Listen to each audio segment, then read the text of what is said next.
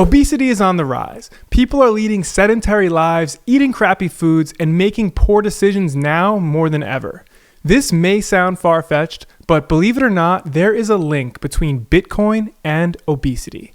And in this video, I'm going to make the argument that with more Bitcoin adaptation, we can actually reverse the rising obesity rates and make this country a much healthier place. There's a popular meme that says Bitcoin fixes this. Well, guess what? Bitcoin fixes obesity.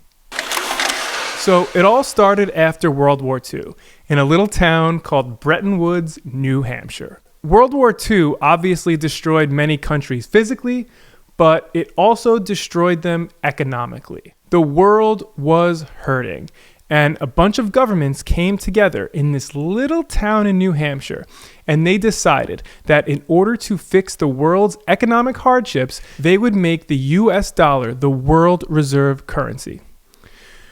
Okay, so what does it actually mean that the US dollar is the world reserve currency? Basically, all currencies are pegged to the US dollar, and the US dollar is pegged to gold.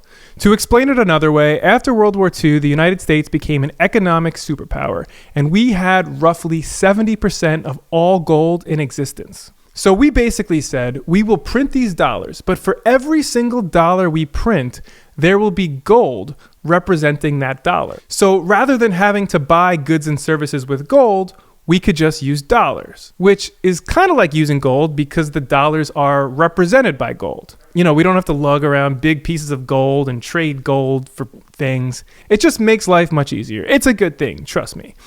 And because our currency, our US dollars, were backed by gold, other countries were able to peg their currency to ours, which allows country to have their own currency, but because their currency is pegged to the US dollar, their currency is also effectively pegged to gold. So it's perfect. And everyone lived happily ever after. Just kidding. Unfortunately, the story doesn't end there. See, in the year 1971, we had a little Gulf of Tonkin, a little Vietnam War, and that's when everything changed. And on August 15th, 1971, a day that should live in infamy as one of the darkest days in American and world history, President Nixon ended the Bretton Woods Agreement. Why did he end it? Who knows, but probably because he needed some more money to fund a war we never should have been in the first place. But more importantly, what did it mean to end the Bretton Woods Agreement? It meant that the US dollar was no longer pegged to gold, and our government could print money at will. Okay, see this dollar right here? At the top of it, it says Federal Reserve Note. And before 1971, that meant that there was a piece of gold representative of this dollar held in the banks. After 1971, this dollar is now fiat currency. Fiat currency means it's not backed by anything. It's literally just a piece of paper. It only has value because the government says it has value. Once again, this dollar is no longer pegged to gold, and these dollars can be printed at will. Imagine that. Printing money to fund wars, printing money to bail out Wall Street, and every time more dollars get printed, the value and buying power of this goes down. One of these becomes more worthless every single time more is printed. Okay, so I know what you might be thinking. Where does obesity come into all this? So there's this website called WTFhappened1971.com, and I couldn't recommend checking it out more. But basically, it is a ton of graphs that gives you a visual representation of what happened in the year 1971 and how this country's decline started in just about every single way when we came off the gold standard and debased our currency.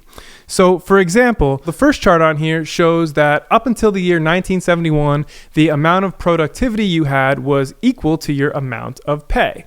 After 1971, that changed. After 1971, people worked more, they were more productive, but their pay stayed the same. Their pay no longer matched their productivity, most likely due to inflation from money printing. But things really start to get interesting if we scroll down the page. We can see incarceration rates rising. It becomes harder to buy a home, population decreasing, people getting married later, more children born to unwed women. You get the idea. Definitely worth checking out yourself. I'll put the link to this website in the description. And here we have, drum roll please, obesity on the rise after 1971. You may say, but why? How does that make any sense at all? Well, if you keep scrolling, we can see here that the production of vegetable oil skyrocketed after the year 1971. If you don't already know, vegetable oil is one of the worst things you can eat. Meat consumption went down after the year 1971. Now, if you know me, I believe beef is one of the healthiest foods you can possibly eat, and if you look at this chart, you can see beef consumption down. And funny enough, chicken consumption is up. Now, this is just an aside, but I've always thought that eating chicken was kind of a psyop. I don't believe it's healthy, and I try to avoid it. Chicken to me is kind of like Dan Marino. It has incredible stats, like it's high in protein and it's low in fat. It looks good on paper, but just like Dan Marino, it's never actually won anything. Like, it's not actually good for you. I don't know, I hope that analogy made sense. But maybe I'll do another video on why I don't think chicken is healthy sometime in the future. Whatever. Anyway, this next chart shows the amount of cows in this country going down, more rice, corn, cheese in our diet, less milk. You get the idea. So how does Bitcoin fix this? Bitcoin was created as a way to fight back against what happened in the year 1971, when we ended the Bretton Woods Agreement. It's a way to fight back against money printing and inflation, a direct response to the depegging of the US dollar. All done with code. Bitcoin has no boss. It has no leader. It's just code, and it's the best form of money human beings have ever seen. Like I said in the beginning of this video, fix the money, fix the world. And I believe Bitcoin is the only way to truly fix the money.